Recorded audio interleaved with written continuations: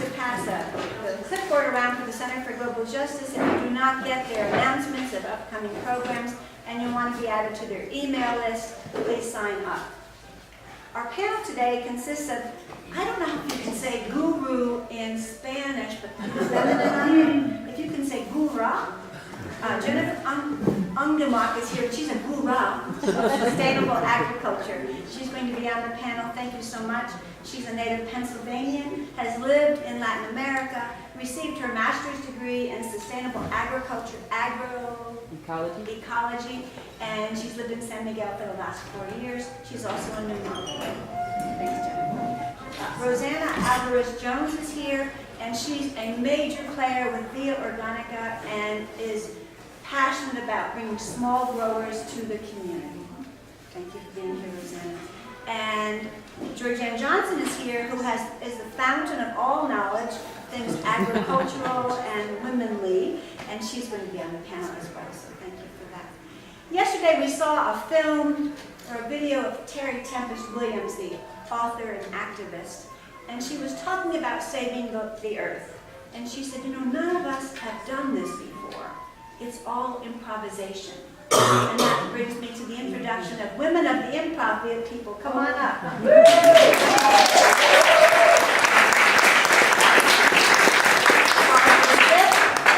Robin Heller, Kate Rowland,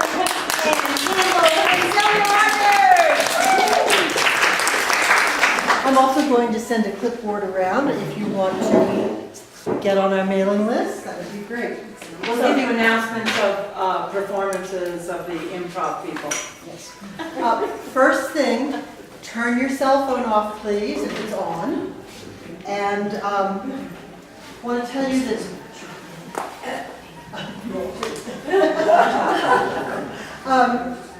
that normally the Improv People perform maybe 4 or 5 shows during the year, and we perform in various locations around town. Normally there are 4 more of us, actually some men, but today we are just the women of the Improv People. We want to applaud you all for the things that you're doing this month, the things that you're studying about, things like sustainability and climate change. And we're here just to add a little bit of levity from a woman's point of view. Let me remind you that improv is completely made up on the spot. We don't know what's going to happen in the next 5 minutes. We really don't. And the way that that works is that we get suggestions for our scenes from the audience, from you all. So you got to yell out when I ask you for suggestions. Please don't be shy. For instance, I might ask, what's your favorite color? Green. Oh, come on. More than that. What's your favorite color? Green. Oh, that's fantastic. Yes. Now, please tell me, where do you like to go on vacation? Here. Beach. Try it again. Where do you like to go on vacation? The beach. Yes. Ah, fantastic. Okay. From your suggestions, that's where we're going to get the topic of our scene. Now, our first scene, Anne is going to introduce. The first scene is a structure that comes from this book. And many of you are reading this book. It's called This Changes Everything by Naomi Klein. And magically, that's the name of our first little improv. It starts out with 2 people, and they will improvise around a suggestion from you guys, a prompt from you guys. A bell will ring. The last line that that couple has said will be the first line of the next couple that comes up to improvise that scene. And we hope that it will totally change everything, okay? So we have Robin and Sophie. we have Robin and Sophie, they're going to start us out. And we need a prompt from the audience. Think about a place where women are likely to congregate. The women's washroom. Women's washroom. That's the one, that's great. Another one? Red tent. Red tent. Wow. And one more? Cafes. Cafe. Tuesday market. Tuesday market. Okay. I think we're going to start with the first one, women's bathroom, only because that seems exciting to me. As a lovely, don't I? Okay, I suppose. What do you mean? I've got lipstick on and everything's looking quite good. Are your hands clean? Did you use any of that alcohol? No, I'm using soap and water. And really, we shouldn't be using that antibacterial soap. It's destroying the world, you know. Oh no, it's GMOs that are destroying the world. Really? Yes. Where should we go for lunch? Let's go to Juan's. I love that place. He's got a good one. Everything there's organic. This changes everything. Everything there is organic. You don't want to shop on this side because it's all, you know. You mean that's the stuff that has the nasty things in it? Yeah, chemicals and all that. So everything on this side is organic. So when the customers come in, you send them to that side if you can. To the organic side. Yes. Not only is it all organic, but we charge 50% more. Thank you. Got it. We earn a lot more money on that side. Okay. Now, I'm not sure this organic garbanzo beans? Organic garbanzo beans. Okay. Well, you know, this changes everything. And his favorite thing is organic garbanzo beans. He takes a little squash, he puts it in the blender with organic garbanzo beans, and he makes this beautiful thing. I'm telling you, you're going to love him. You are going to love him as your blind date. But do you know that organic garbanzo beans are the greatest gas producers in the food chain? That's true. That's true. But he's got lovely hair, and he dresses really well. And you know, you could just wear perfume so you don't have to smell it. I do have on perfume. You do have. It's gardenias and tuberose. Tuberose. Yes. This changes everything. Oh, don't you love this lei? It's gardenias and tuberose. Oh, it's quite lovely. It smells so wonderful. Is it from San Miguel? No, it's from Maui. I love Maui. He sent it in for me for our anniversary. I'm so touched. Oh, you're so lucky to have a man like that in your life. What do you mean a man? It's not a man? No. Oh, I thought you were talking. Oh, it's my partner Sheila. I mean, I call her a he once in a while because she likes that. Oh, I've met Sheila. She's kind of masculine. Well, we need balance in the relationship. I like that. Yeah. Oh, it's so sweet of her. I mean, I'm surrounded by these tropical smells. This changes everything. I'm surrounded by these tropical smells. Why do they put this stinky stuff in the bathroom anyway? I don't know, but it's like it makes me not even want to pee in here. Let alone chew gum. And you know the soap? I mean, smell that. Oh, God. Do you want to have that on your hands? No, I don't. It's so, ugh. Yeah, but you know what? It gives me an idea. Why don't we create this new thing, this new product where the soap smells good? Like this changes everything. Okay. That's it.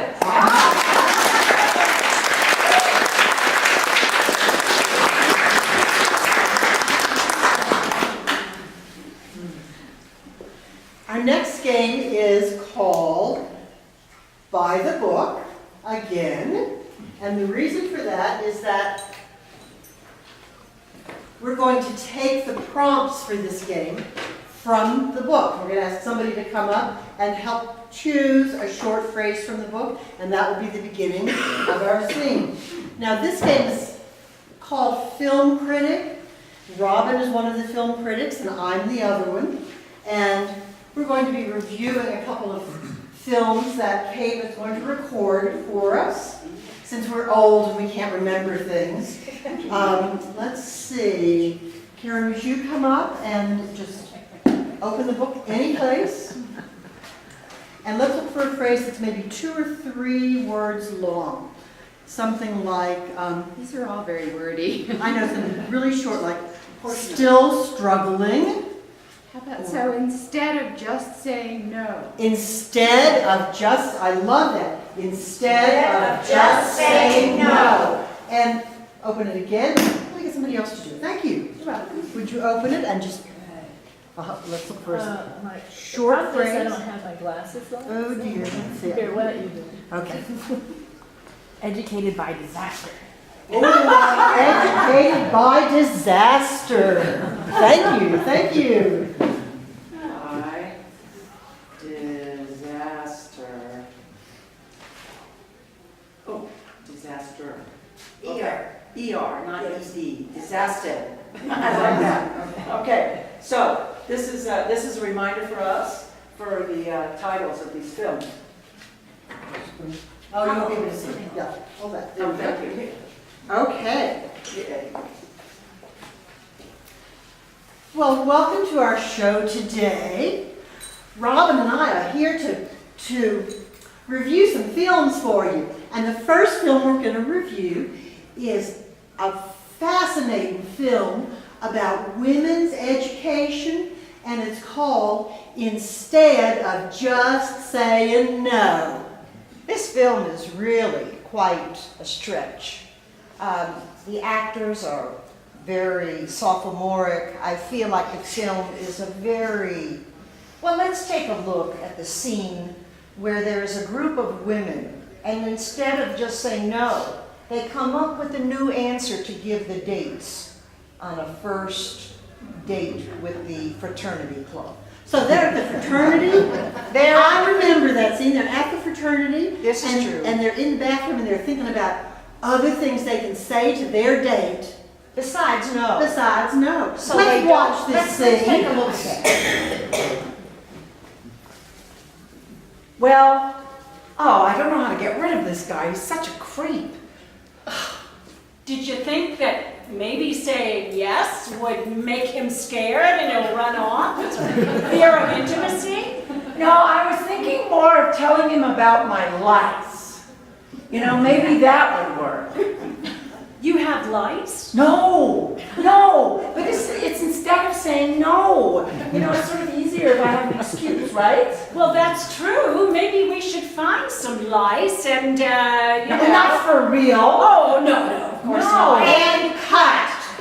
So that was a very interesting approach to the problem of the fraternity boys. Well, these young women, instead of saying no, have to come up with a new idea, a new discussion with their dates. Something nuanced. Possibly. Possibly. Now, I like the scene where the women are on the camping trip. I thought that was really interesting, the way that they were out in the woods and they were thinking about what could be surrounding them, and they were making sure that they had the courage to stay out there all night by themselves. Very Hitchcockian, this scene. A lot of mystery, and I will say this scene does unfold with all the anticipation and excitement of a padded bra. Well, Let's take a look. let's watch this while they're scene. setting up their tent and discovering that the fraternity boys have set up tents nearby. Let's take a look at that. When the Sierra Club suggested this weekend outing, I wish we had said no. I do too. I'm so scared. I know, but I brought binoculars. To watch the little boys? Oh no, to watch the birds. Oh, a likely damn story. Let's get It's getting dark and I'm hearing all these strange sounds. Me too. Oh my God, you can't believe the boys are undressing. Yeah, you want to see? Yeah. Michelangelo's David over there. Oh wow. Let me see. Oh yeah. We can sneak up Freedom on them. Swallow over there. Yes, we could. Do you want to see? Well, of course. What do you think I am? It's Oh, a funny way to my. hold binoculars. They're very tiny. They're opera lens. Oh, Opera okay. lenses. Well, in the meantime, we got to set up this tent. Do you have any idea how to do it? I have no idea. None. Do you suppose there's a man around that could help us? We don't Well, I think that film kind of left me cold. I thought that they did not explore the nuances and the intricacies of the male-female relationship. I'm going to have to give it a thumbs down. I too will give it a marginal thumbs down. I don't believe it really explored the genre of male-female relationships. So thumbs down for instead of just saying no. We're going to do one quick one on Educated by Disaster. This film, I'll tell you, was recorded over a year ago. This film really does not grapple with the issues. I feel that it misses the mark, but if you remember, this film is about women's relationship with other women. Quite a balance here. But I did not understand why a film that's about a woman's relationship with women is called Educated by Disaster. Because I didn't get that at all. As you know, women are often involved in disaster. It's a common thread amongst our fellow women. Well, I guess that's it. I guess. You know. But now which was the scene that you wanted to watch first? Well, I like the scene where the two women decide that they only want to live and be with women the rest of their lives. When a third woman comes in and tells how fabulous men are. Oh my God, that scene was unbelievable. I liked it. Let's take a look. Oh, it was so humiliating last night. Oh, I rather liked it. You did? Well, of course you did, because you went off with 3 men and left me there sitting alone like a wallflower. Well, you got some action a little bit later, didn't you? Well, yeah, but it was with my best friend. Oh, Yeah. how did that work for you? It was kind of interesting. I mean, I hate to admit it, but I kind of was interested. Well, hello? Sue-Ann, are you home? Yes. Hi. Hi. How are you? I'm You good. feeling good today? Yeah. I'm glad. I've been wanting that to happen for so I long. know, yeah, but I thought we weren't going to talk about Oh, this. hi. Marsha? Hi, Marcia. You're Marsha. Yeah, Oh, two hi, Marshas in my Marcia. life. Yeah. My nickname is Marcia Mellow. It's because I'm so soft and squishy here. Oh, all right. Do you like soft and squishy? Well, you didn't. Am I interrupting something here? No. No. We were just talking about womenly women. We like And the women. idea of creating this motherhood, this sisterhood of women. Well, that's what we were talking about last night. I mean, do you suppose men are irrelevant? You know, And cut.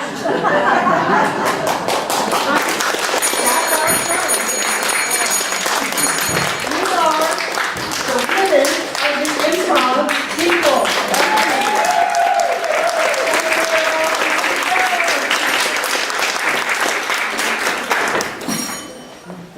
Thank you so much. And now on with the main attraction. Arcano, come on up here.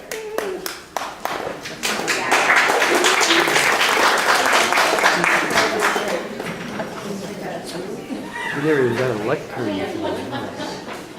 Oh, there's a lectern in the back. Do you want to put chairs out?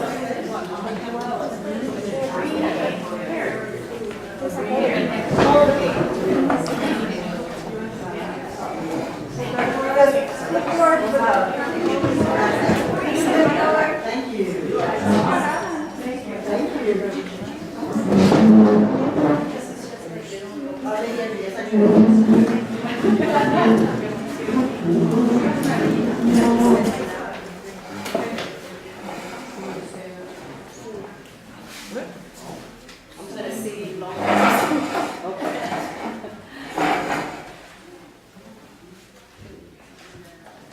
that Rosanna was going to speak today first.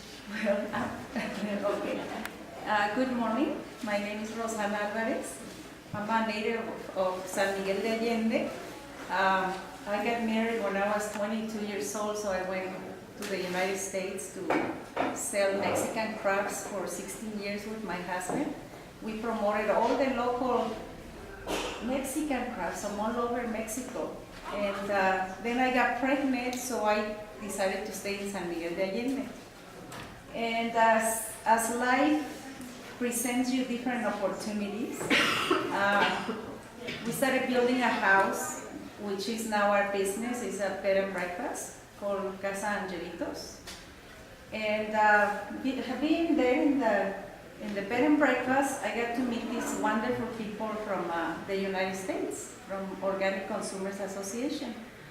And they were renting an apartment and a home for several years on and off. And so getting to know them, and I like them very much about all the subjects that they were talking about, like global warming, healthy food, and all kinds of beautiful things. So I guess they got to know my lifestyle, and they invited me to start a project in San Miguel de Allende, here in my hometown. And it's called Via Organica. And Via Organica started with some educational programs for farming. We had contacts from Querétaro. People will come here and learn something about the basic farming, but also respecting the way that farmers do, like the milpa, you know what a milpa is? Mm-hmm. Yeah. Milpa is the relation of 3 different kinds of vegetables? Crops. In Mexico it's corn, zucchini, and beans. Each other helps to create a healthy soil and a better plant or something like that. I'm not too scientific. Well, so as you grow up, I believe that things come in the right moment. And for me, when I had my child building the house, and I said, I have to do something for the community, something that creates effect, not only in the community, but maybe nation, maybe worldwide. So at that time, the invitation to be in Via Organica was the right time for me. Just kind of like leave the house, leave the cleaning, and my daughter started school. So it was a really good time. So my job in Via Organica has been basically be on top of getting products from farmers. Maybe through the internet I find some products from the US, because we don't have organic cereals, for instance, in Mexico that are in a box or whatever. And this has been very fulfilled for my growing experience, for my education. I'm educating myself in this world, because I think that if we care about our health, our personal health, where is our food coming from? It's from the earth. So if we start planting a little seed on the earth in a healthy environment, we will have a very healthy life, right? So we have to treat our earth just like we treat ourselves. That's what my beliefs. And so through these 5.5 years, it's almost 6 years in May, I've been in contact with many farmers. Right now we have 125 direct contact with farmers, which are producing something, anything from beans, cheese, eggs, garbanzo beans, garbanzo beans, lentils, lima beans, all kinds of produce that are just in between this region and Querétaro, the closest, Irapuato, and it has been very interesting, because I grew up in this town where the farmers used to bring things to your door. They used to knock on the door and say, like they do now. And those are the farmers that are not using chemicals. And for me to use the word organic wasn't like the best word for me. I don't, with the farmers, I just say natural, no chemicals, no chemical toxicos, you know? And because the organic word is adapted from the United States. We didn't have that word here, so it was really difficult to make them understand, you know? And so sometimes I go to their places, I find people on the street, no, wait. So then, since I grew up with this kind of food that comes to your door, I think it's stuck in my blood, and my beliefs are that we have to keep eating like this, just simple and local and the more natural you can find it. Doesn't matter if you don't buy it in Via Organica, sometimes you can find it in the markets here. You find the ladies on the streets with things from the season, and that's what we should be eating. So after finding out these products, I thought a little bit, one thing evolves after another, you know, like economy. How are we going to help our economy if we are just buying things where, like big supermarkets, where things are imported, many in big amounts, and this money doesn't stay in Mexico mostly. It stays maybe in a few rich families, or maybe leaves the town, maybe leaves the country. So that's why we don't see good economy in Mexico, because since the free trade agreement, I mean, how a campesino can compete selling corn, Creole corn, like natural corn, with GMO corn that is coming from the US. It's coming around maybe 600 to 900 pesos a ton from the US, and they are offering the local farmers 1,200 pesos a ton. And then so they go to the big consolidation, Central de Abastos, where all the produce arrive. So the local people go there in their trucks, and they're waiting in line to see who's going to buy from them. It's like, what's going on? But they don't have this information that we are importing most of our grain from the US. So how did the free trade agreement help? I don't see it. So then there is a group that is called Unidos por Guanajuato, United for Guanajuato, from the state of Guanajuato, and they come to me and they say, can you just buy our corn? Can you know, we don't find anywhere to sell it in big portions because it's so cheap from the United States. And I said, you know what, if I had a consolidated, a big place where I can promote it, maybe we can sell it for you. But in Via Organica, it's a small space, and it's also not enough consumers. I have the tortilla factories. Now the tortilla factories are all buying imported corn.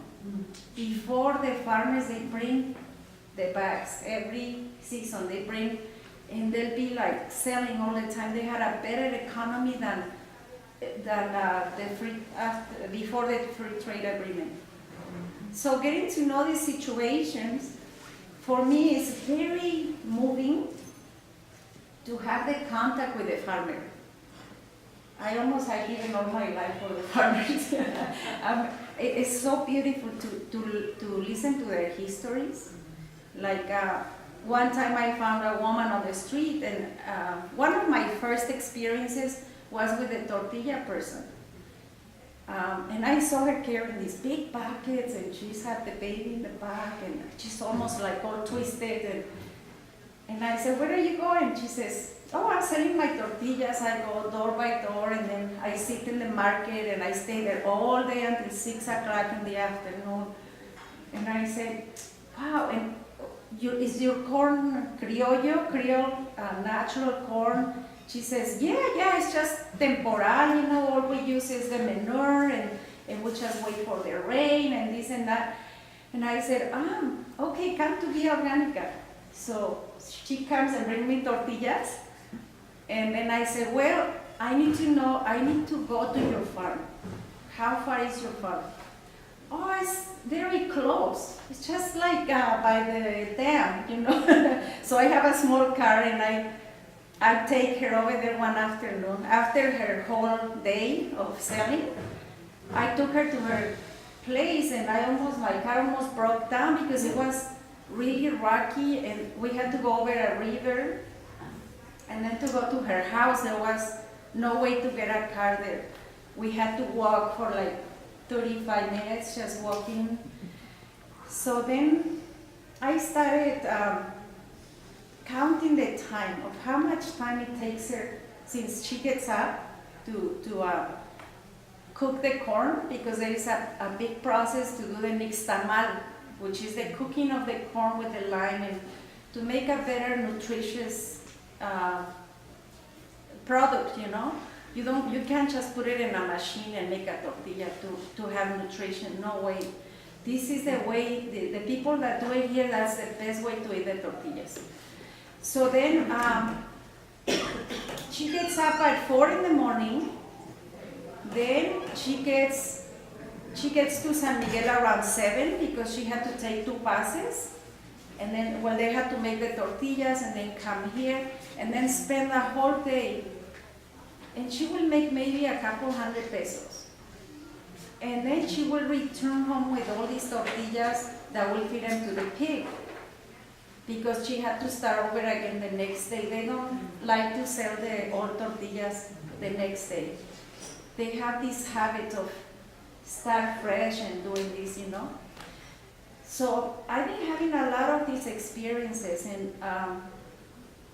so this lady this year I'm starting to interview finally after 5.5 years. I never really recorded anything because for me it was more happy to just talk and let them tell me whatever, you know. So then I interviewed a couple of months ago several of the farmers, and like she says to me, oh, well, thank you for giving me some business. Right now she's making about 1,200 to 1,400 pesos a week, selling to be Organica twice a week. So she's like, my economy has like totally bloomed, you know. And she says she gets up in the morning and she's whistling and she's like laughing and she's like so happy, and her new husband tells her like, why are you so happy now? Oh my God, my Dios mío, my God is giving me this such a blessing, you know, that now I have a place where I can just say, here is your tortillas, and I get my money and go home. So, but I said, don't stop selling in the street, you know, spend some time in the street for the local people that keep buying from you. I'm not gonna buy everything from you because all the people have the right to buy the tortillas like she used to do it. But I said, now you can spend more time with your family. Just stay over there, the leftover time, just enjoy it. Now she looks so beautiful. She looks so clean. I think now she showers because before I don't think she had time for showering. And so on. I don't want to get too bored, but there is many stories like this where now the economy for these farmers has tremendously arisen. How do you say that? It's gone so high. There is Don Simón from Peñón de los Baños who produces different vegetables, which started with a couple of baskets. Now he's giving us probably 5,000 to 6,000 pesos of vegetables a week. So how are we gonna understand that the government puts this low pay for the workers? ¿Cómo se dice? Salary is, the minimum is 60 pesos a day. So the option for the farmers is to keep working on their land the way they're doing it without chemicals, because if they start using chemicals, then they become dependent. If they start buying seeds from Monsanto or all those industry people, then they're gonna become dependent. They're not gonna make money. But these companies come and grow a big crop of corn, you know, it looks beautiful on the rainy season.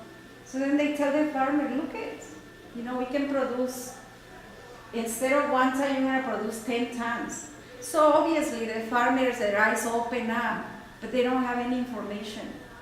So through Via Organica, we do bring a lot of information of how to protect their land, how to keep it just the way they've been doing it for centuries. You know, like our corn, it's been probably 10,000 years old, I don't know, maybe more. And how another seed is gonna take place of this seed that is being feeding the generations and generations. So I just don't believe that this seed is gonna take care of hunger. So the products for people are paid maybe 4 or 5 times more than in the market, in Via Organica. For instance, if they get 5 pesos in the Central de Abastos, in the consolidators, because they just give them anything. Just say, if you want a liver, I give you 5 pesos a kilo.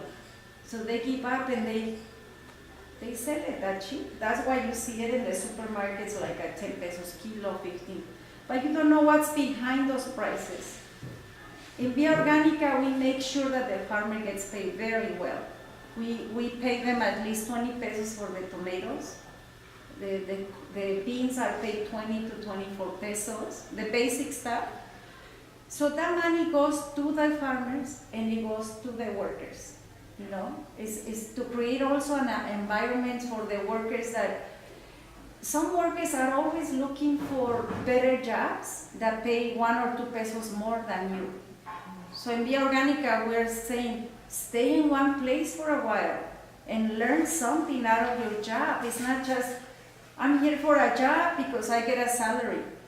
At the same time, we can get educated in a job. It's not only about how much you're gonna make. You have to be happy. You have to be tolerant. You have to be patient. You have to cry sometimes. But all those things are part of the education of the growing experience.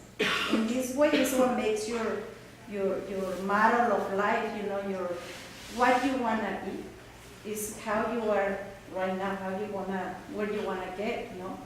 So we try to encourage the workers to care about what we're doing. This project also, I don't know if I say at the beginning, but it's supported by Organic Consumers Association from the beginning. They have the ones that have been supporting the project.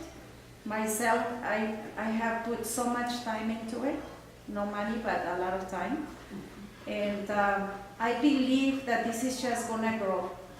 The more people understand about their health, environment, you know, the soil, the economy, the more you're gonna get closer to these little markets. And it's happening all over Mexico, all over the world. People are more concerned about what damage we're doing to our earth and our bodies.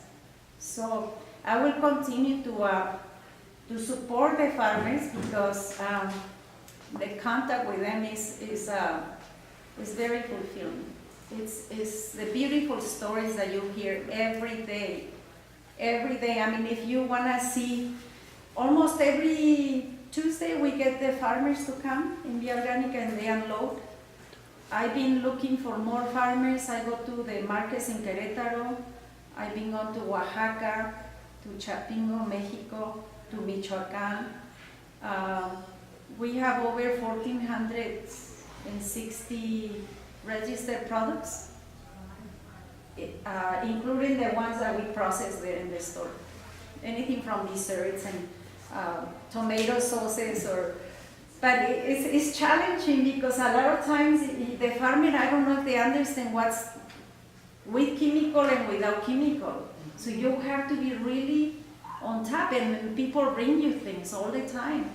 And I don't know, we have to visit your farm. At least we make the basic questions.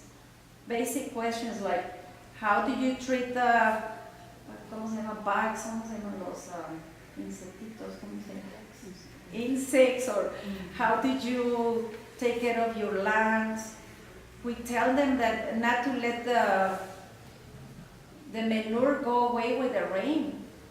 You know, they have it just sitting there, and when the rain comes, it goes in the rivers like that, like it's gold. I said, this is money for you. You could create some campus, some lifestyle by making this into soil and putting it back in the earth.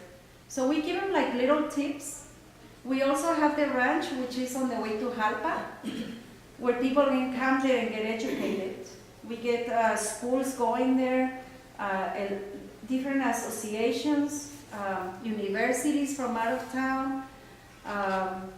Azucena is right there in the ranch all the time, she's the agronomist, engineering agronomist. And she came here as a, how do you call it, as intern or to give her practice. And now she's in charge. She's the one that has been developing that part of the educational. Well, I think for today, I just feel like I'm blooming. Let's give her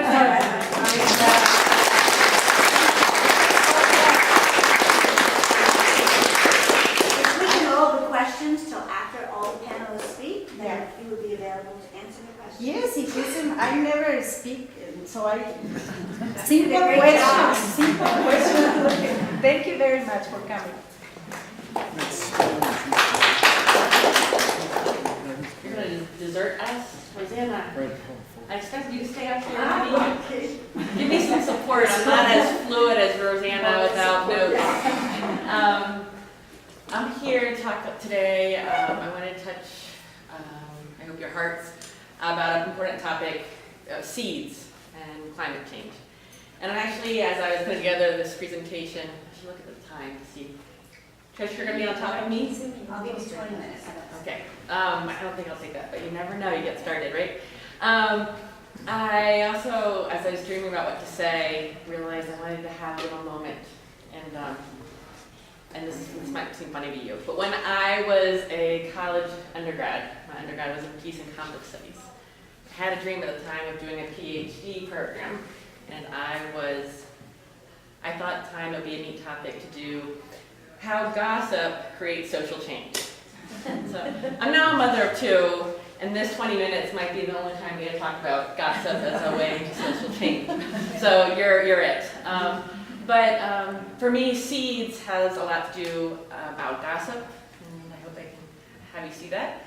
And then what's going on in San Miguel around seeds is related to gossip. I learned before, as we were waiting to come in, from Georgeann, that gossip's, the root of the word is God's truth. And I thought that was really interesting. I think there's a lot of God's truth in seeds and the stories that tell from one generation to another to another. Like Rosanna was saying, the story of the corn seeds in this region go on and on and on. And currently, what we're doing is we're shutting them up. We're not allowing that gossip, that information to pass from one life to another. And we're putting our own climate, our own health in danger. So again, I believe in the power of gossip. And what's going on in San Miguel with seed saving is a witness to that. I even have here my notes, Rosanna. Look, Rosanna is the queen of gossip. I've seen her work in Organica and connect people time and time again. Whether it's with a small farmer looking for a new seed or a producer looking for a place for their product. I've seen Rosanna create a lot of social change. So I'm talking about a seed sharing initiative that's going on here in San Miguel. We've given ourselves the name Somos Semilla. We are seed, and our dream is to highlight all the seed saving that's going on in the region already. The farmers that have been producing seed for generations, the new seed that is being saved in urban gardens, all sorts of things and projects are going on, and we're not getting that oomph out of it. The farmers market, for example, the organic farmers market in San Miguel has now been operating for 4 years. And I've seen as they've gone, the farmers have gone from buying their organic seed, but buying that seed year after year to be saving that seed from their very own crops. It's a new skill they've been developing over the last 4 to 5 years. So that's very exciting, and we don't hear those stories about seed. I currently work for an organization called the Center for Appropriate Technology and Indigenous Sustainability. I originally arrived here in San Miguel to work working with Organica. Again, a little bit on the power of gossip. I had seen the project, and I was looking for a place to work in Mexico. We were living in Cuba, and I said, I'm looking for a job. And Luke Monsieur, who was at that time there, said, okay, we can make something work. And I talked to Rose, and suddenly I've been here in San Miguel for 5 years. So basically, Caddis, I'm working with Caddis, and I had this invitation to start working on highlighting what's going on in seeds. And Pat, Scott, and I went to a meeting, and I remember sitting in that meeting and being like, I can't do all these meetings. So Pat and I decided we were going to go gossip, basically. We had a cup of coffee at the Organica, and we started talking about all the connections that we knew already about seed saving. And I see that little gossip session as one of the key ways of how we started this project called Somos Semilla. Last year, we put together 8 trainings on seed saving, 4 in English and 4 in Spanish, and began to dream about a seed library. And so it's appropriate to be in a library talking about the dream of a seed library. A seed library, it works just like a book library. People come, check out seeds, grow them out, eat some of the crop, but then return seeds. They're currently in the United States. Where's my bag go? What's my bag? To highlight a book. Seed libraries have been taking off in the United States. There are hundreds that have been documented. There's a book that came out just this month by Cindy Connor called Seed Libraries, documenting the social change that's happening there. And the title she puts is Community-Based Initiatives to Preserve and Protect Our Food Supply. I can pass this around for people who would like to look at it then. There's a website called seedlibraries.net that is documenting what's happening in the United States. As far as we know, we would be the first seed library to take root here in Mexico.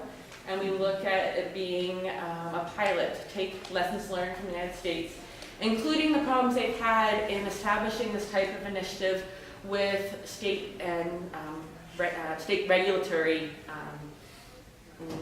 mechanisms. We here in Mexico have some gray area if things would be legal, or if different regulatory bodies would like to say, no, we need to have seed saving only happen by big businesses. They're seeing a little bit of problems in the United States with some of the seed libraries where they're being closed or challenged, and there's a possibility that would happen here in Mexico. We're prepared to say, we the people have all the knowledge and all the rights to be growing our seed out and sharing it as been happening for thousands of years. And there's good reasons that we would want to do that locally. Why is it so important? Why are seed libraries and seed exchanges so important? First of all, most of you have been around this last weekend. You saw all the rains we had, and saw some of the evidence of climate change that's been happening, with the weather patterns changing. Well, seeds basically gossip. Different plants do perform differently every growing season, and seeds that do well in one region slowly adapt to that region, and the growers, the people, many times women, if they're listening well, if they're gossiping well, they're picking and selecting the varieties that work best in that region. And so if we're doing more seed saving in the region, we are preparing for climate change. Likewise, like in the United States, here in Mexico, we've seen a reduction of the many varieties, the 1,000 varieties that were previously available. If we're saving seed, we're protecting many different varieties. Climate change means we should not be gambling on just a few types of seeds. We should be gambling on a whole bunch of different a diversity to see what best works in these changing weather patterns. Currently, 5 agrochemical companies control the majority of our seed. I like to bet on more than 5 companies making my decisions. And some of those numbers are really upsetting. In a U.S. report that documented seed varieties being lost from 1903 to 1983, they documented about 90% loss of varieties. And worldwide, the UN FAO thinks it's about 75% of diversity that's been lost in food-bearing plants. Some of the examples from the United States study show that in 1903 we had 288 varieties of beets to only 17 in 1983 that were commercially available. In tomato, 408 to 79. Squash, one of the 3 sisters, 341 varieties to 40 varieties. So the numbers are really extreme. And you know, companies tend to only want to promote seeds with a limited amount of characteristics. Easy to market, travels well, not necessarily looking at nutrients. They're not gossiping about lots of different things. Hey, Georgeann, I had this tomato variety, it made some great salsa. Would you like some seeds for next year? Right? And so when we make decisions, we're painting with a lot more colors than the companies usually do. And if you've been here in San Miguel a short time or a long time, you know it's a unique community. We have the richness of the Mexican community, who is the heart of the independence, and we have over 80 international, 80 different countries that are represented here, full-time or part-time residents. All that mixture brings together, you know, the desire to have lots of different foods. And so we can create this beautiful melting pot if we're saving our seeds here, deciding what we want. One of the first times, the farmer's market had just started, and I was having lunch at the Lebanese place on Zacateros. And the couple asked me, can you get me some seeds for this white eggplant? I really would love to grow that. I can't find it here. So we can take care of that seed need if we're learning skills of saving seed and promoting it within our community. And a seed library will do part of that work. It will also do part of making sure our history isn't lost. Azucena from Organica has had the dream of documenting all the corn varieties that we have in the region. And you know, we're short on time. We get other things become priorities, but this needs to become a priority. We need to conserve this information so we can gossip about it, we can tell the story to the future generations. So that's another goal of having a seed library here in San Miguel. So in short, having a community collection of seeds will give us an opportunity to create resistance by having seeds that have been grown out locally, preparing for climate change. It will create community because you talk to your neighbors about what's going on, what you're growing. It creates independence. Again, you're in the heart of independence. We don't want to be dependent on different companies. We want to be dependent and interdependent on our own community.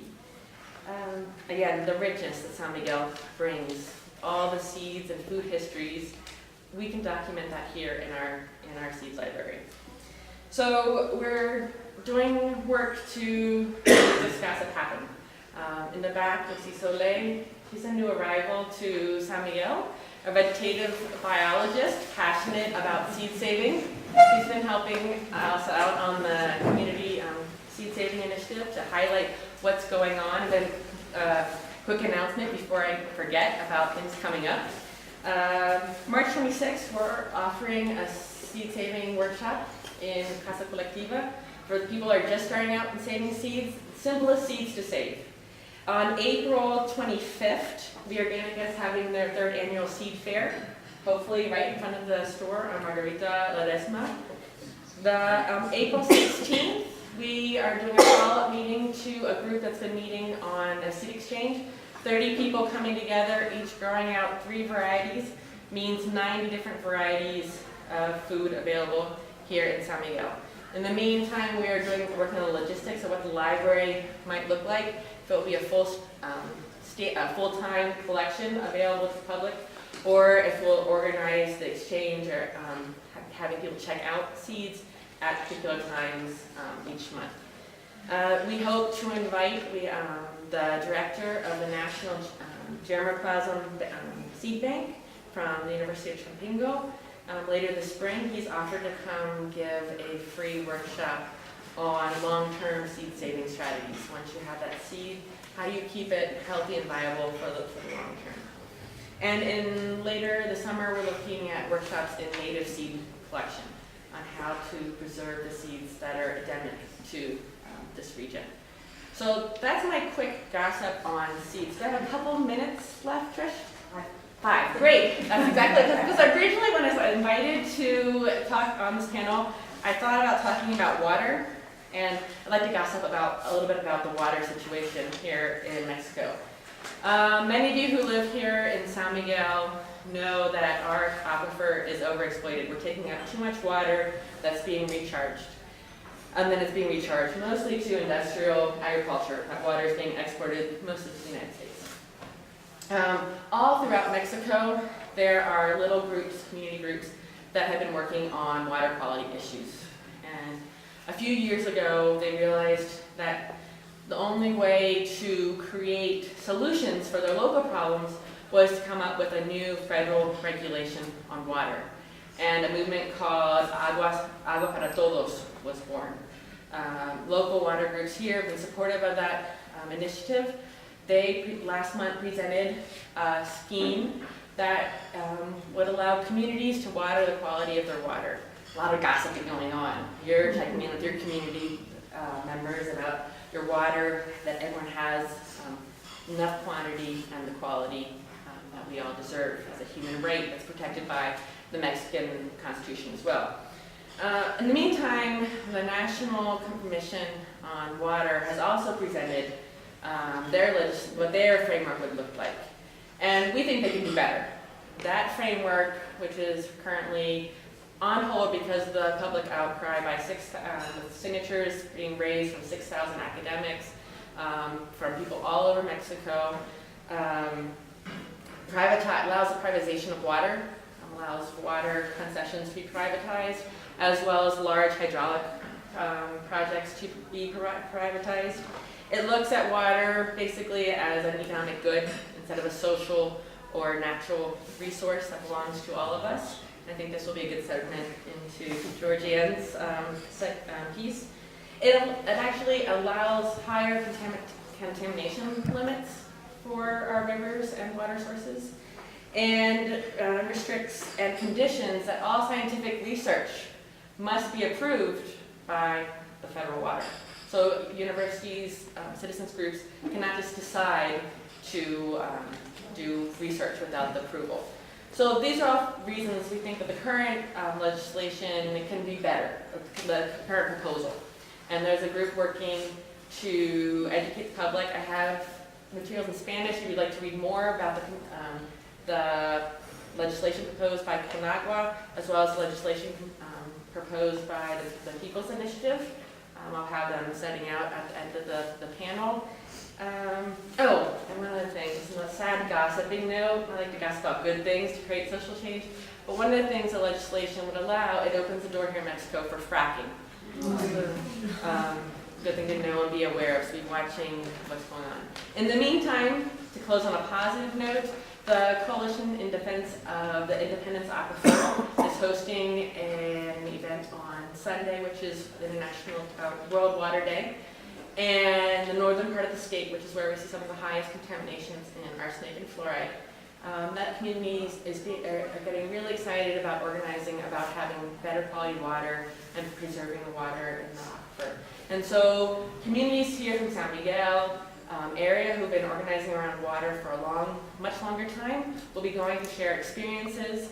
There'll be workshops on how you apply to different federal programming for funds.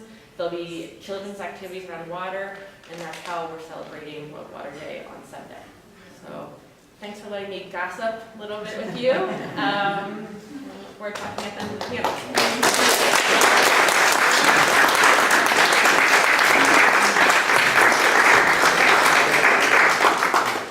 I just want to say first that I am really honored to be presenting with two of the workhorses of the community.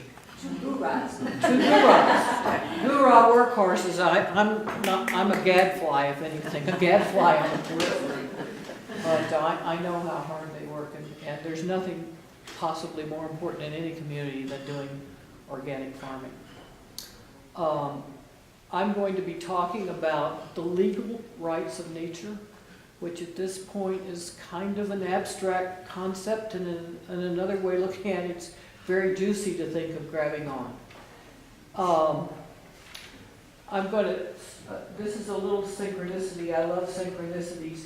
I got interested in the legal rights of nature a couple of years ago, and when I found out about a Pachamama trip to Ecuador, which is one of the two countries that has legal rights of nature in its constitution, I went on a trip a year ago in January, and then I just got my Yes magazine, and the community Sarayaku that was made legacy went. So this is one of the people from that community, and just that community alone has had to work 10 years to really get oil away from the community and keep it so.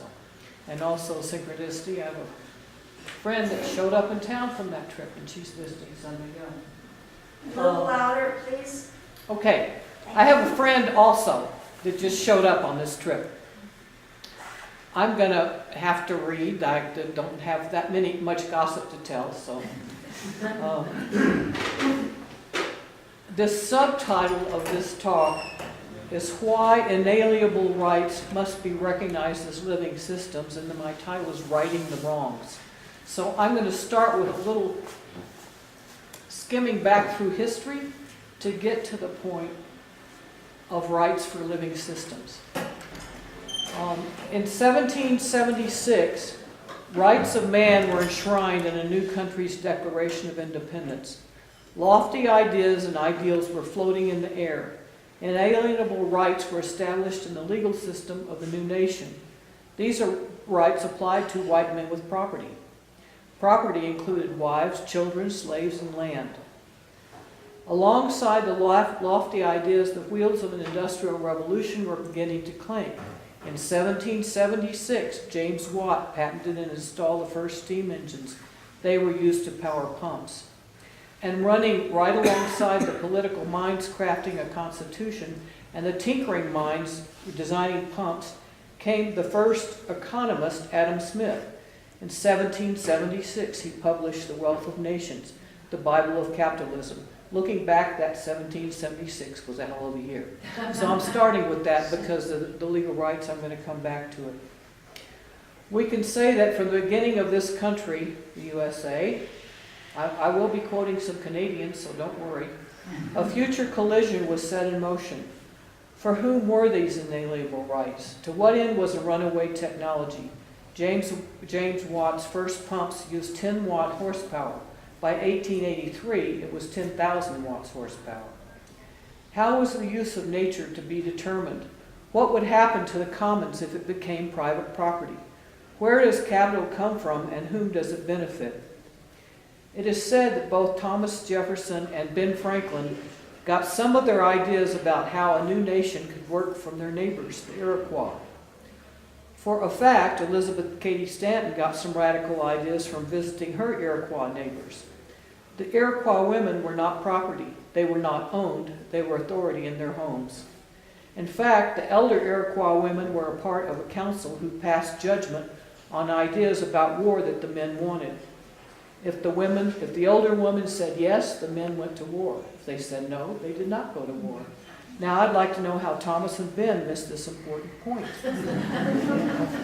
But seriously, the founders of this new nation did not notice, or if they did notice, did not take to heart the most fundamental underlying principles of the Iroquois and other Native Americans.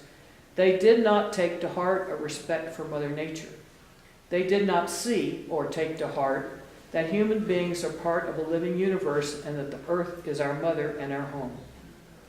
They did not take to heart that our very lives are dependent on the air, the water, the earth, the sun, as are the lives of all the other living creatures.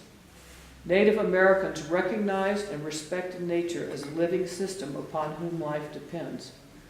Mother Earth was not an abstract notion, but the fundamental reality of life, and as such warranted all respect. By 1876, 100 years later, inalienable rights had been extended to all men, not children and women yet, but moving along. James Watt's water pumps had morphed into steam engines and railroads that were enlarging the markets and shrinking the world at the same time. Capitalism, at least in the United States, was symbolized by a caricature of a fat man in a top hat and a waistcoat. And the phrase, going to work, had virtually replaced the phrase, going out to the fields. By 2006, all human beings have human rights. That original thinking on the part of the founders has been moving right along. And what about the power of the economic and technological systems set in motion 200 years before? Well, in that time, capitalism has morphed from trade into corporations. And shoot, don't you know that those corporations now have the rights to exist and to free speech, just like us people? And technology, well, the grand railroads have morphed into the great tracks of the internet and the sky. Only they call it cyberspace. And corporations and government and people are all fighting over who has the rights to free speech there in that cyberspace. And speaking of space, the air in our skies has gotten pretty dirty, and all the weather is changing everywhere, and we have got a mess on our hands. If we don't do something soon, that trajectory of 1776 is going to implode or explode, and things will grind to a halt. Of course, if things would grind to a halt before it's too late, then it might not be too late. So let's see what we can do about grinding things to a halt. In a way, it's simple. Either governments do it or people do it, or people drive governments to do it.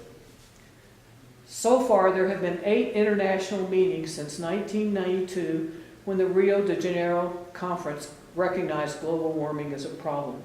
In this 20 years, carbon emissions have gotten higher, and in fact, just this last month passed 400 parts per million, passing prehistoric levels for the first time. Gee, I missed that on the TV news.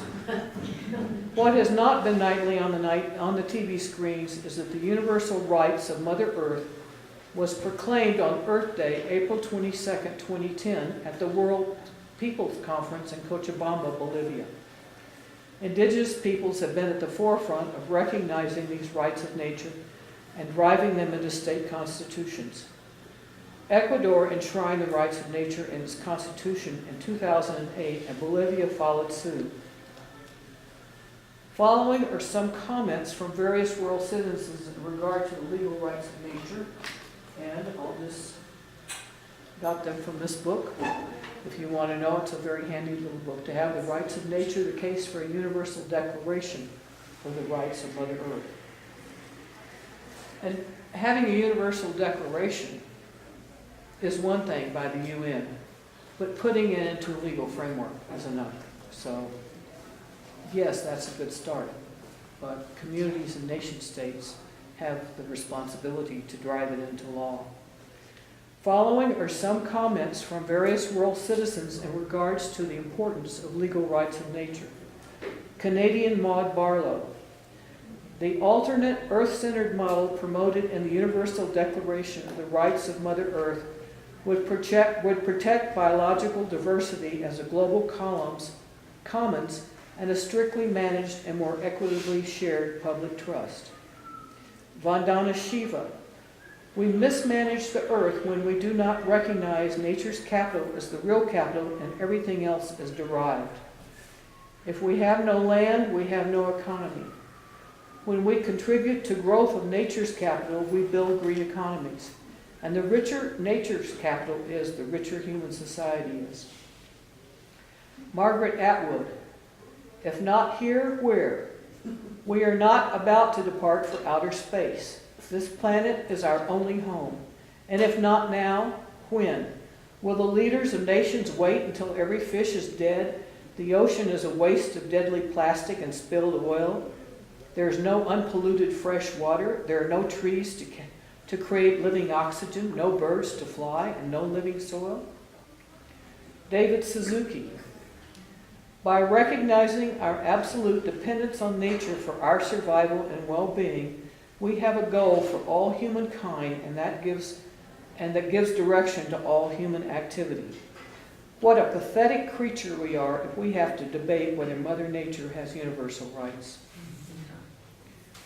Mari Marhil, who is often at Bioneers and works with the Community Environmental Legal Defense Fund. I'll give you those .orgs later. If we recognize that rights are inherent, then nature's rights already exist, and any law that denies those rights is illegitimate. Cormac Cullinan, and he was on the trip I went on, he's a South African environmental rights lawyer. Very, very, very good person. And I'm going to quote from him in a minute to finish up here. It is important to appreciate that the Declaration does not purport to grant rights to nature, but rather to recognize rights which already exist.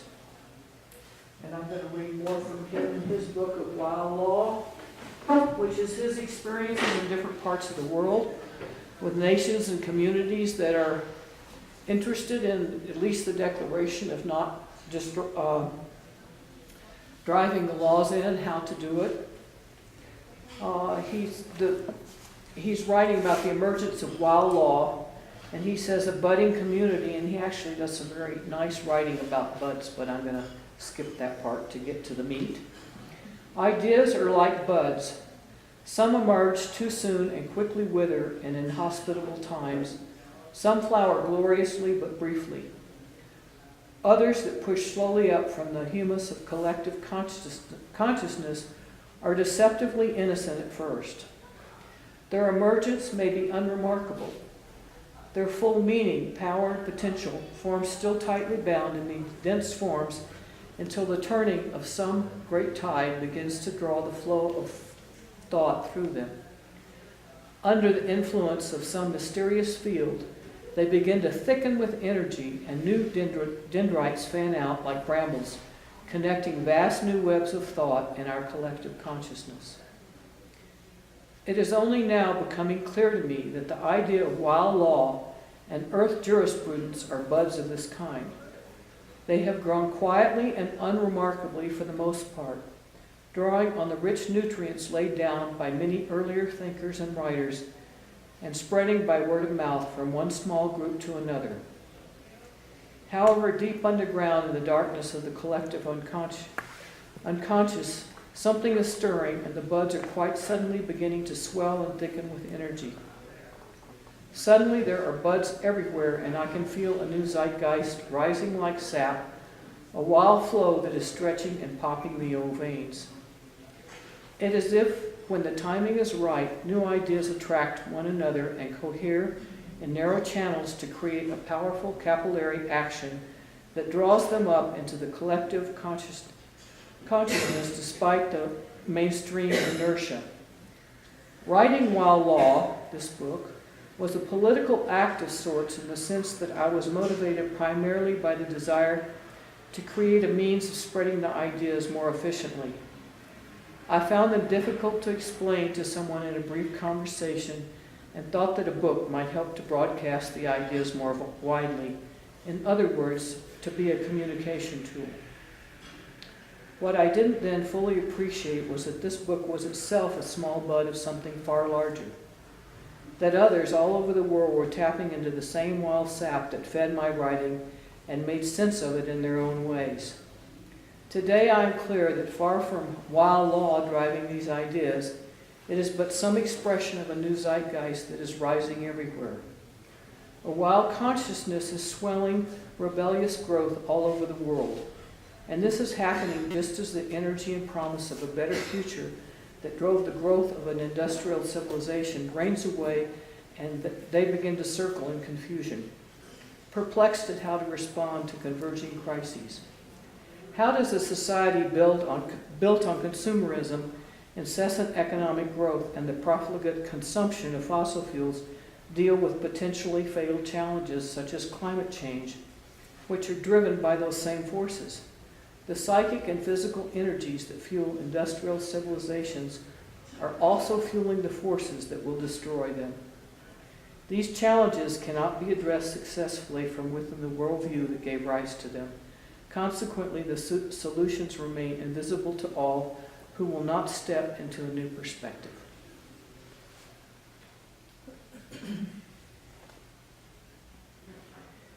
And I'm going to close with something that at least all the American citizens and probably everybody, I know you all, as I am, are familiar with these words, but I at least forget the beginning part, which I will read. I know you're familiar with, we hold these truths to be self-evident, etc. Preceding that, when in the course of human events it becomes necessary for one people to dissolve the political bands which have connected them with another, and to assume among the powers of the earth the separate and equal station to which the laws of nature and of nature's God entitle them. The deepest respect to the opinions of mankind requires that they should declare the causes which impel them to the separation.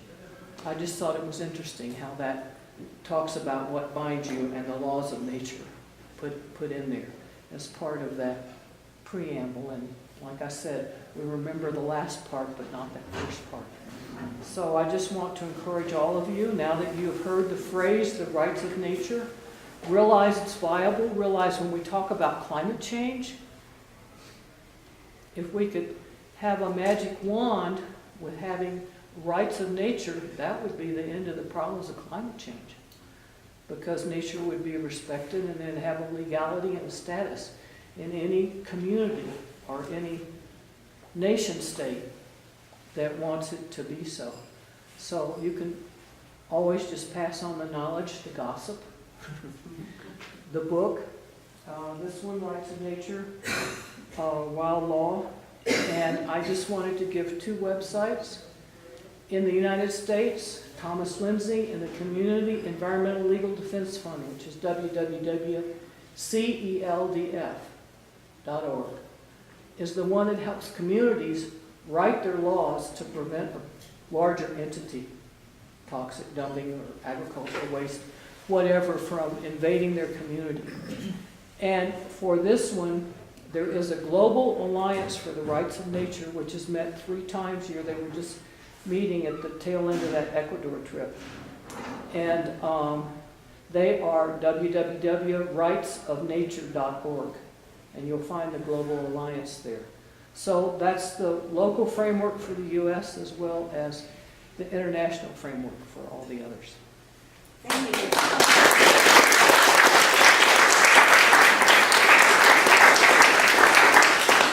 We have time for questions for Rosanna, for Jennifer, or for Georgeann.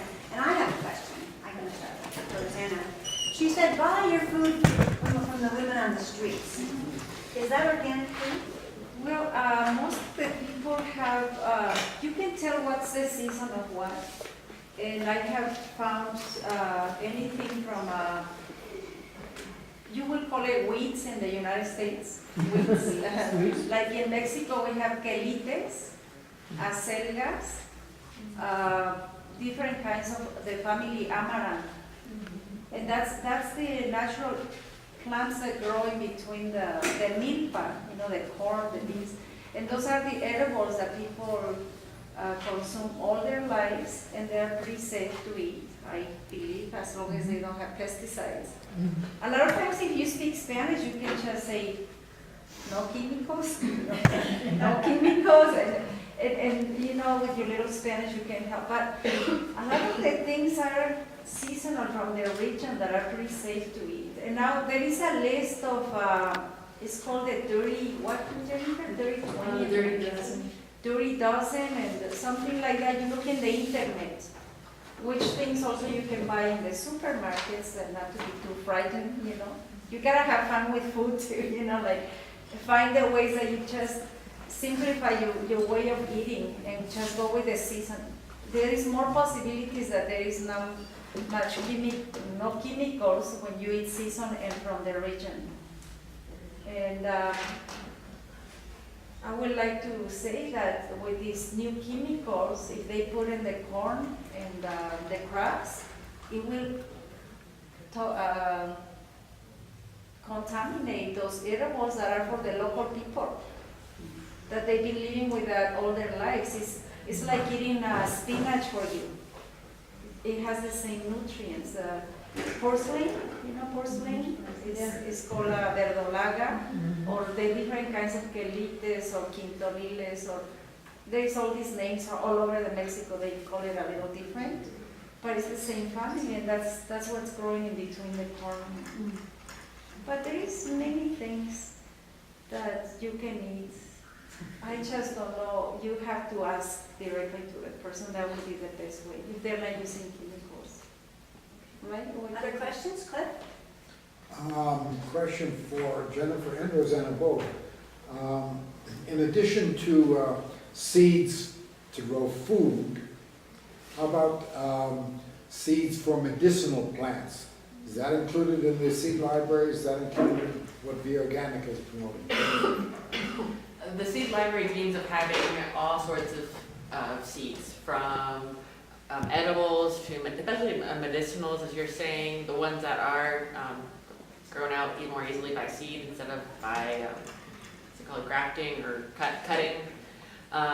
Also just seeds that we use in other ways for materials to weave, different woods, basically all sorts of seeds that are useful to us, and also taking inventory of what's in the region. We assume that because we found a great use for it, that's the only, that we know, but there's lots of different weeds, as Rosanna was talking about, that have lots of uses. And so on the long haul, I'll be doing further documentation, supporting the initiatives that the Charco de Ingenio has been doing for years with native plants, for example. The more that our community becomes educated about plants and food in general, the more resilient we are, the more self-sufficient. Is Via Organica involved with, I know that there's a new law in Mexico about the certification of organics. How are you involved in that?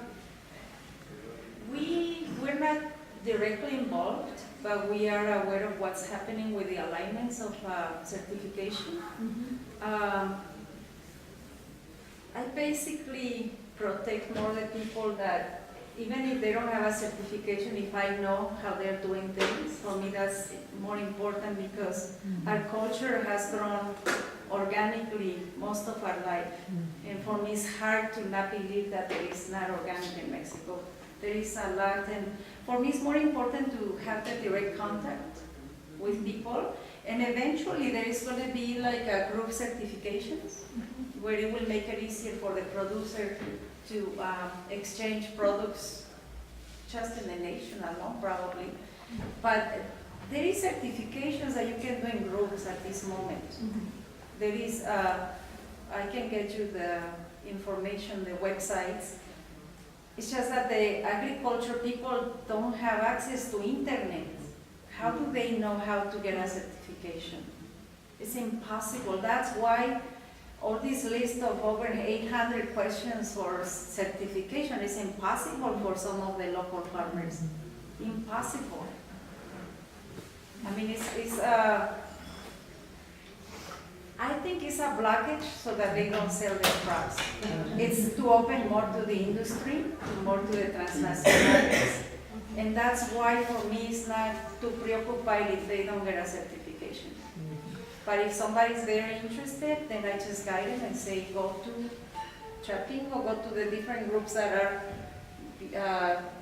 Agriset, or all these companies that are in Mexico that are mostly dependent on the U.S., no? The alignments, I believe. Well, there's the Mexican alignments that are coming, being put into force, but a lot of the certification agencies are towards USDA or Japanese standards, because every country has different regulatory frameworks. So there's a whole host of agencies that work here in certifying I think as Rosanna is talking about, there's that key part of hearing the story, gossiping about where your food comes from. And I know Azucena has been really passionate about how to do that communicating part with the producers and recognize it as a place to be working on. That we're kind of the San Miguel organic community has been working on it, how you tell a story. Where does your food come from? What conditions? Whether it has certification or not. And there's been several efforts to create a local certification with all the human drama that goes to projects that are so complicated. It's really quite complicated. Difficult. I don't think it's gonna happen soon. Like if you don't really, if the campesinos don't have even money to go and take a bus to Mexico City. They're in the world, they're growing like, until the companies come and try to sell them something, then that's where the damage is. But often we educate people in the radio. We have a radio program that I forgot on Tuesdays at 12:15. And this program covers all the 530 communities of San Miguel de Allende. And also it travels through internet in Europe and other places. So the XSQ really covers a lot of, it gives us that access to communicate people what's happening in the chemical world, in the seed saving. I'm more like here, there is so much going on in the industry that it's impossible to, I don't understand much about that. Georgeann. Do you or farmers here, any of the farmers belong to Via Campesina, the international farmers network? Yes. Because I think that is probably, I hope, going to be a big defense against the onslaught of GMOs. Right. It's worldwide. There is the Semillas de Vida, if you want to look in the internet, semillas, like seeds, devida.org. We're working with them. It's a group of people that are fighting against Monsanto. It's been sued by several 50 scientific people in Mexico and people from Chapingo and lawyers. They have one, I don't know how they call the steps of the suing, but the Mexicans have one against DuPont right now. So that part I don't know how to explain. But we're working also with the activist group in Mexico City. It's really, really big. And you can check Semillas de Vida. We also work with Greenpeace on supporting them for a little book of information of all the genetically modified food that we're eating in Mexico, and we don't know. We don't know that because it doesn't say that. But because all the grain coming in, that's how they process the Pan Bimbo, Wonder, Nestle, all the food that is most in the market. So we're working in different parts of Mexico and the world, probably. I think it's great that there's these great big organizations, but people can make changes at home. I'd like to recognize Pat Scott, a single woman who raises all her own food by herself. Yeah, those little steps are very important. If people can just take a step back before you buy something, hold it on your hand and just say, where is this money going to? Who am I supporting when I buy this Nestle or whatever? So then it changes a little bit of your way of consuming. There's somebody in the back. Oh, okay. I don't know how many of you went to the discussion and talk about the Bill Moyer's interview with Mary, who's a lawyer that's supporting the young people in Eugene, Oregon, who have gone. Anybody else was there? What was her name? We'll get to it. But Bill Moyer's on his website, and you can watch the interview. She's a lawyer that is saying everybody in the States has an inalienable right to clean water and clean air and protection of resources. And these young people in Eugene sat at City Council for more than a year and finally forced the City Council to put in law that they would protect their inalienable rights to clean water, clean air. And it's going to the state now, and his point and her point was, no point in going to the feds because they're protecting these big guys, but start locally and start pressuring your local government to protect your rights. It was very interesting, I thought. I don't know. Mary Christina Wood. Thank you. You were there. Susan. Rosanna, I think it's great that the Organica supports small farmers, and I've heard that for years. And speaking of gossip, one of the things that I often hear from expats here is how expensive the Organica is. So I've developed a spiel of, well, they support small local organic farms. That's a reason because you don't, if we wanted a real business, I open a Mega or a Bonanza and just pack it up. You know, that's easy. That's very easy. You know, and there's ways to make money, healthy money, and there's ways just to care about humanity, to care about what you're doing. And I'm not just gonna down the price from the farmers to give it to you for cheap. You gotta pay the price for these farmers to be growing this healthy food. I mean, they lost a lot of times a lot of crop because they're not using pesticides. You know, so sometimes they just come with a little basket of something, and so you pay them well. That's the main thing there. But the food in the restaurant is not expensive. No, it's not. I compare with different restaurants, and it's really accessible.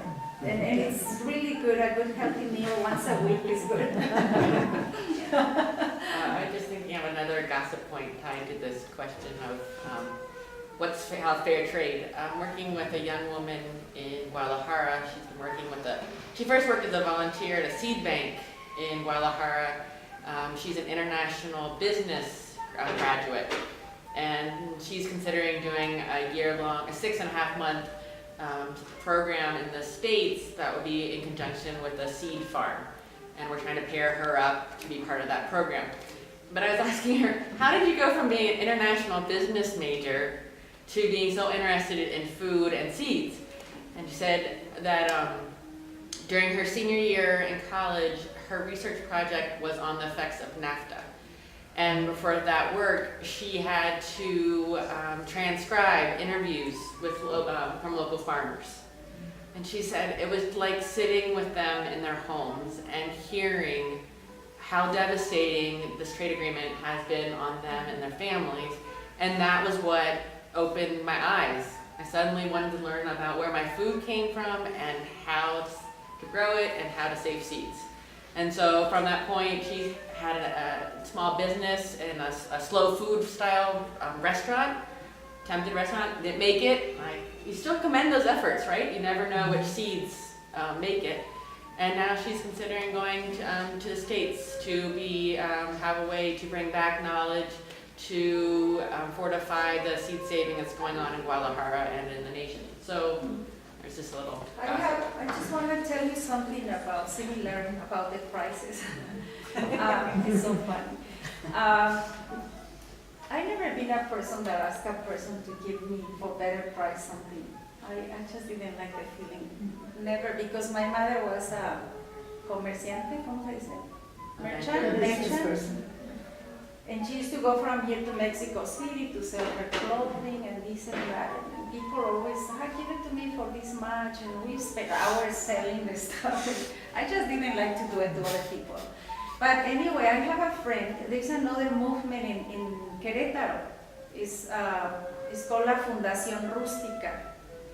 And this guy has many majors on economy, on fair trade, comercio justo. So he teaches people to value their products. And he did a whole study about an egg, how much an egg costs to raise. Basically, the people were selling it at the cost of what they were spending, the time and everything, the food for the chickens. They were selling it at $2.50, $2.50. And that's how much it cost them to raise a chicken. Because they never went to school, they just like to work, they just, sell it for the cost and then feed more animals, but there is no growing economy for them.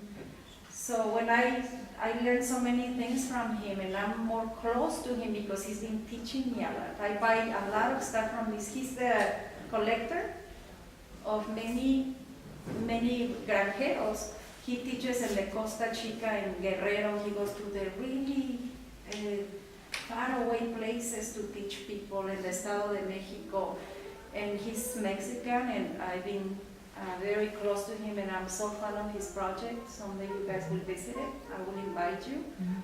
And so starting to understand that, I say, I cannot pay people 2 pesos and 50 cents an egg. I'm gonna pay them $3.50, and I sell it for $4. So we make only a small part in the South because the farmer really is getting a lot of it, except the things that come from the United States. Those things are very expensive too because you pay 30% the import, and then you pay the person that brings it down. But a lot of Americans want to live with their home in San Miguel, the food. But just a little consciousness of how you shop and what your peso is gonna vote for, and little details will make a change in our community. This nice consciousness, good people. I just want to make I meant to make one more point. When I was talking, it's an important point, and it really surprised me and pleased me, that recently the United Nations came out with a report of a long-term study that it's more efficient to feed the world with small, biodiverse, local farms than it is big mono-agribusiness. I like that. But the United Nations came out. I was just driving from Michoacán yesterday, from Guerrero to Michoacán, San Miguel. We stopped over there to pick up avocados. And I thought to myself, if the government will create a system of mobility of food just in Mexico, we have enough food for here and for export. But there is so many blockages on the roads. Like if they see an old truck driving mangoes, the federals stop. The federal government stop the police, and they say, "What do you have there?" "Oh, I have mangoes." "Oh, you don't have a permit." Go back. There's a big trailer coming from apples from Washington. It's open. It comes to all the supermarkets, and that's what we're buying. All the fuels, the contamination, the food that is not ripening at the right moment is in their freezer, on their refrigerator. I mean, all these things that eventually you're gonna pay high price for your health. Right. I think we have one more question here, and then we have a few minutes afterwards to just gossip. I just wanted to ask you, on the 26th of March, where is that workshop? There's the flyers in the little stand. The Somos Semilla, first part of your question is, that workshop is being offered in Casa Colectiva, which is on Libramiento, between the Independencia and we're in the old Connection building. The address is on the flyer. And the hope is that we'll be our plan is to be rotating the workshops, the monthly workshops through different places. We're at Solo's in contact with the University of San Miguel, UTSMA, to host one. We're in contact with Charco. We're hopefully coordinating with Organica in conjunction with their fair. And in any case, just go to the fair on the 25th. That's going to be a fun fair. There is where's that going to be? It's going to be outside the Organica. Oh, okay. This is our 3rd year of Semillas, the Seeds Festival, and there is good speakers coming. Last year we had the lawyer that is part of the suing the Monsanto. He spoke about the whole process and how long since year 2013 they started this demanda, this suing. And there is people coming and talk to you about, fair trade. We're talking about what's going on in the world, about all the same stuff, the same healthy. March 26th, Via Organica, get a reasonably priced lunch, save your seat,